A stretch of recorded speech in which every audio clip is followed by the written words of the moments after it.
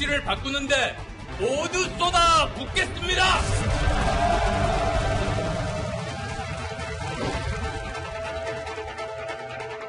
(6.13) 지방선거가 41일 앞으로 다가왔습니다. 뉴스에이선 서울시장에 도전한 세 분의 주요 후보를 차례로 모시고 포부와 쟁점에 대해 이야기를 나눠보겠습니다. 먼저 바른미래당 안철수 후보 모셨습니다. 안녕하세요. 자, 내가 요거 하나만큼은 계속 당선이 된다면 따라가고 싶고 이건 내가 반드시 중단하겠다.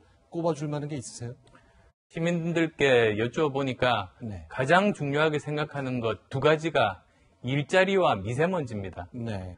저는 IT 전문가 그리고 벤처 기업가로 일자리를 직접 만들어 본 경험이 있습니다. 네. 그리고 또 의사 출신으로 건강, 미세먼지 네. 책임질 수 있는 전문성을 가지고 있습니다. 이제 7년 전 얘기 안 할 수가 없거든요. 그 당시의 일이 저는 중요하다고 생각하지 않습니다. 오히려 7년 전 양보보다도 훨씬 더 중요한 것이 네. 7년간의 시정 아니겠습니까? 네. 그래서 서울이 바뀌어야 될 때 바뀌지 못하고 그런 것이 서울 시민들께 나쁜 영향을 주게 됩니다. 네. 보시기에 이분은 좀 7년 사이에 아쉽게 됐다 그런 대목도 좀 띄세요?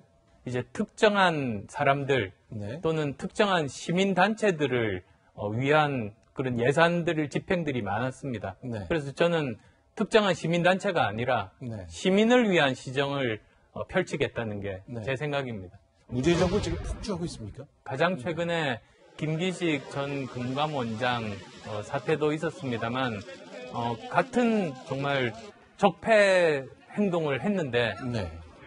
우리 편이라고 계속 감싸기 봐주기로 연결됐지 않습니까? 그리고 제대로 된 견제 균형이 없다 보니까 네. 그렇게 폭주하게 되는 대표적인 사례 아닌가 합니다. 네. 저희가 영상을 하나 준비했습니다.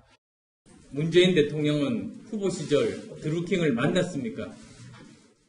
저 장면 문제 제기를 왜 하셨는지 저도 좀 궁금하고 지금 얘기해 보니까 한간에 그런 말이 있다는 걸 근거로 문재인 당시 후보도 알고 있었을 것이다라는 주장을 피셨거든요. 어떻게 된 겁니까? 예, 알고 계셨죠. 그리고 제가 그때 좀 표현이 참 서툴렀다 싶습니다. 네. 그렇지만 문제 제기는 정당했던 겁니다. 네. 그다음에 문재인 대통령이 알고 있었을 거다. 그렇게 생각하시는 근거는 어떤 겁니까? 본인에게 벌써 몇 년 전에 이야기했던 적이 있습니다. 안철수 후보와 문재인 대통령 사이에 오간 사적 대화를 말씀하시는 건가요? 그런 적들도 있었습니다.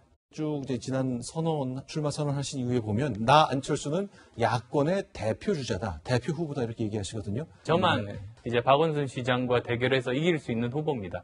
네. 그리고 또 민주주의의 가장 기본인 견제와 균형의 신호를 보낼 수 있는 후보가 누구인가? 네.